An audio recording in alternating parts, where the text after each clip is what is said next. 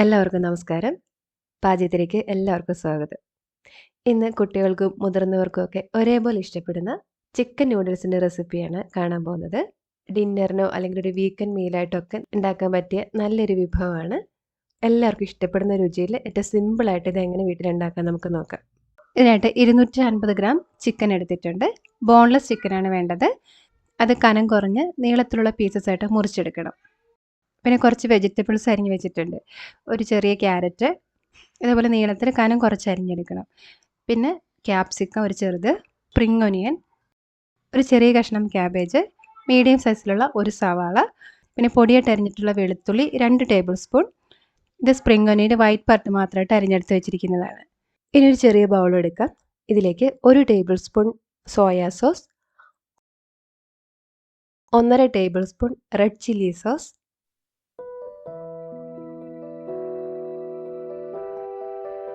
1 teaspoon വിനാഗിരി ഇത്രയും ചേർത്ത് കൊടുത്തിട്ട് നന്നായിട്ട് യോജിപ്പിച്ച് വയ്ക്കുക.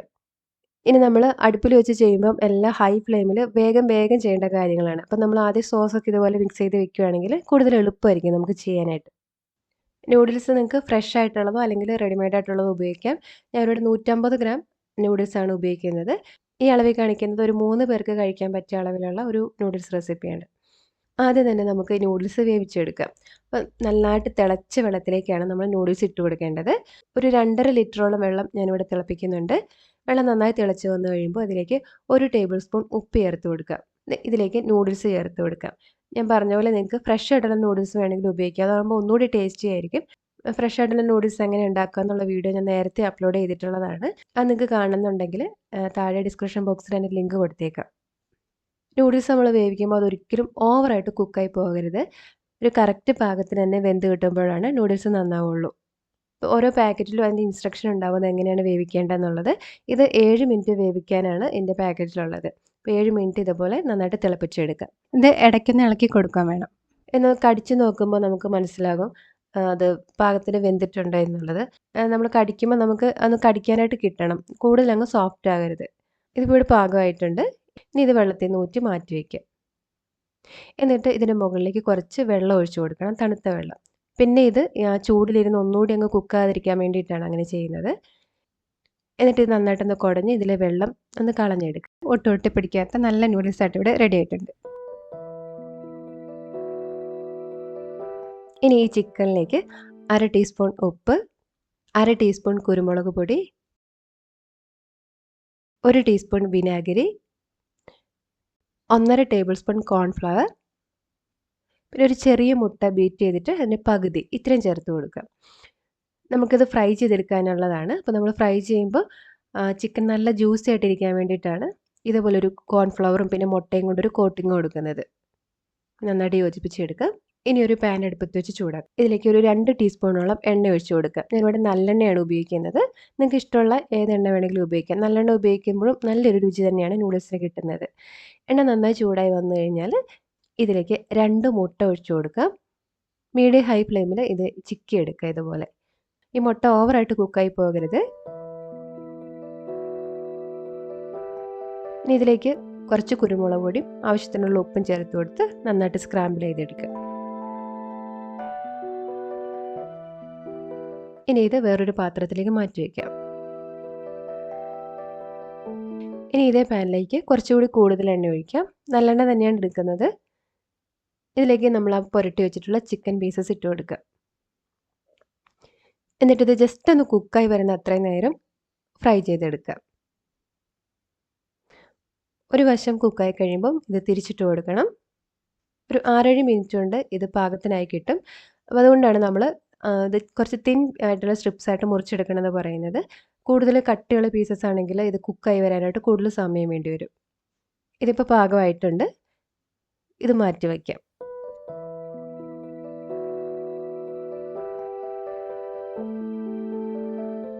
ഇനി ഒരു കടായി അടുപ്പത്തേക്ക് വയ്ക്കാം. കടായിയോ അല്ലെങ്കിൽ നിങ്ങളുടെ കയ്യിൽ വോക്ക് ഉണ്ടെങ്കിൽ അത് ഉപയോഗിക്കാം.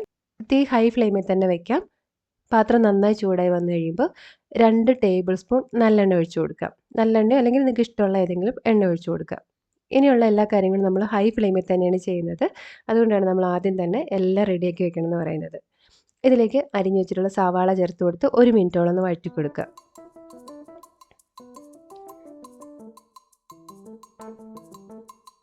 ഇനി ക്യാരറ്റ് ചേർക്കാം. ഇതിനൊപ്പം തന്നെ ആ സ്പ്രിംഗ് ഒനിയൻ്റെ വൈറ്റ് പിന്നെ വെളുത്തുള്ളി അരിഞ്ഞതും കൂടി ചേർത്ത് കൊടുക്കുക.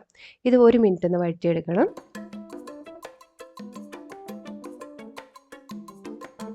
ഇനി ക്യാപ്സിക്കം ചേർക്കാം. ഇതൊരു 30 സെക്കൻഡോളം വഴറ്റിയെടുക്കുക. ഇനി ഇതിലേക്ക് ക്യാബേജ് ചേർക്കാം. 1 മിനിറ്റ് കൂടി ഒന്ന് ഇളക്കി കൊടുക്കാം.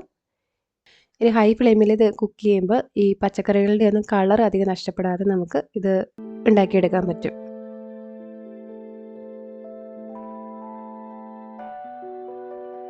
ഇനി ഇതിലേക്ക് 1/2 ടീസ്പൂൺ പഞ്ചസാര, 1/2 ടീസ്പൂൺ കുരുമുളക് പൊടി, 1/2 ടീസ്പൂൺ ഉപ്പ് ഇത്രയും ചേർത്ത് കൊടുക്കുക.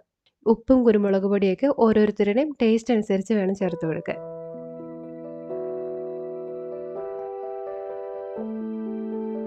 ഇനി ഇതിലേക്ക് വേവിച്ച് വെച്ച നൂഡിൽസ് ചേർത്ത് കൊടുക്കാം.